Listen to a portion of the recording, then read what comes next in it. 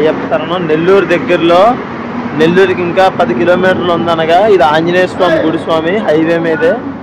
రాజుపాలెం, కొత్త రాజుపాలెం.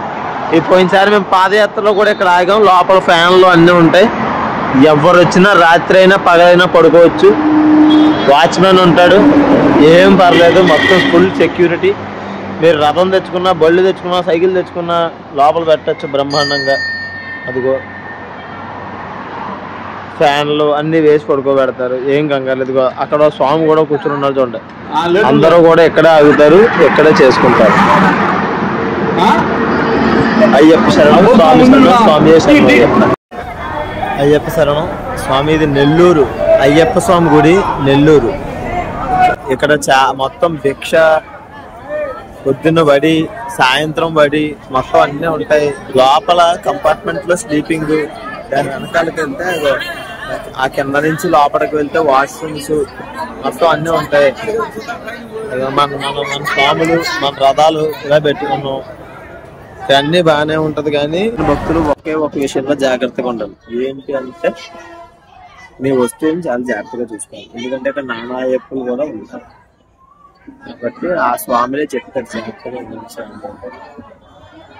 స్వామి మేము అలసిపోయాం, మేము పడుకుని పోతే మళ్ళీ ఎప్పుడు లేస్తామో తెలియదు అంటే ఇక్కడ నుంచి ఊరు లోపలికి వెళ్తే 2 కిలోమీటర్ల దూరంలో అమ్మవారి గుడి ఉంటుంది. అమ్మవారి గుడి చిన్న గుడి అయినా సరే ఫుల్ సేఫ్. ఇక్కడ కూడా సేఫే, మీ జాగ్రత్తలో మీరు ఉండాలి. అంటే చాలా పెద్ద గుడి, మొత్తం నానా అయ్యప్పలు మొత్తం అందరూ ఉంటారు ఇక్కడ. అందుకని ఏంటంటే కొంచెం అది ఇంకా అయ్యప్ప స్వాములు ఎవరో, నానా అయ్యప్పలు ఎవరో కూడా మీరు కడుక్కోలేరు. అలా ఉంటది ఇక్కడ జనాలు. మీరు చూసినట్లయితే జనాలు కూడా ఎలా ఉన్నారు. అది ఇందులో ఎవడు మంచోడు ఎవడు చెడ్డోడు మనం చెప్పలేము కదా. అందుకని కొంచెం మన జాగ్రత్తలో ఉంటే చాలా మంచి ప్లేస్.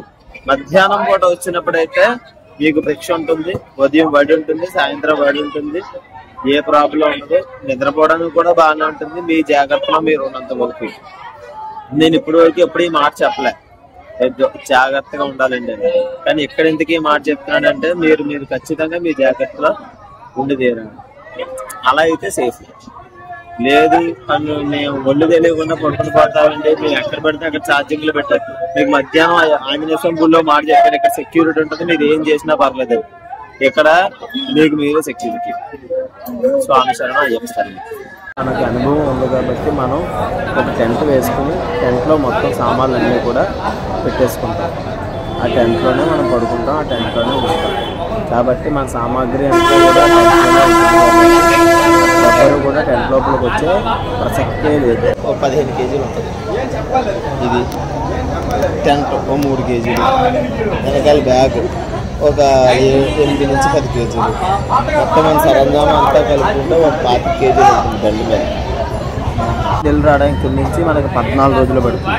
ఇరుముడి అనేది ఖచ్చితంగా పట్టుకునే వెళ్ళాలి. మేము పాదయాత్రకి ఇరుముడి పట్టుకుని వెళ్ళాం. ఇరుముడి పాదయాత్రలో మొత్తం దారి పొడుక్కి ఇరుముడి ఎక్కడ దించకుండా, అంటే రాత్రి పడుకునేటప్పుడు ఎప్పుడో బయటికి వెళ్ళినప్పుడు తప్పితే ఇరుముడిని ఎత్తునే పెట్టుకుని నడిచాం పాదయాత్ర అంతా. ఇప్పుడు సైకిల్ యాత్ర కూడా బుట్టలో పెట్టాం. అంటే మాకన్నా ముందు ఇరుముడి వెనకాల మేము, మాకన్నా ముందు ఇరుముడి పెట్టుకునే మేము వెళ్తున్నాం. కాబట్టి మీకు ఈ 2 పద్ధతుల్లో మీకే పద్ధతి నచ్చితే, మీకే పద్ధతి సౌకర్యం అనిపిస్తే, మీకే పద్ధతి ఆచారబద్ధంగా అనిపిస్తే ఆ పద్ధతిని పాటించాలి. అయ్యప్ప శరణం, స్వామి శరణం.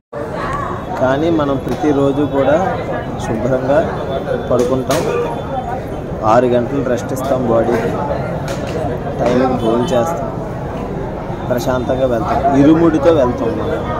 ఎందుకు ఇరుముడి అంటే ఇరుముడి లేని ప్రయాణం నాకు మా గురుస్వామి చెప్పినంత వరకు దీక్ష అయిన తర్వాత ఇరుముడి ఇంటి దగ్గరే కట్టుకోవాలి, ఇంటి దగ్గర అందరూ కూడా భిక్ష వెయ్యాలి ఇరుముడిలో అని నా గురుస్వామి నాకు చెప్పారు. మామూలుగా ఇరుముడి పంబలో కట్టుకుంటున్నారు, కానీ ఏని అడిగితే ఇది రిస్క్తో కూడిన ప్రయాణం అంటారు. ఆ రిస్క్లోనే కదా మనకు అయ్యప్ప స్వామి తోడు ఉంటారు.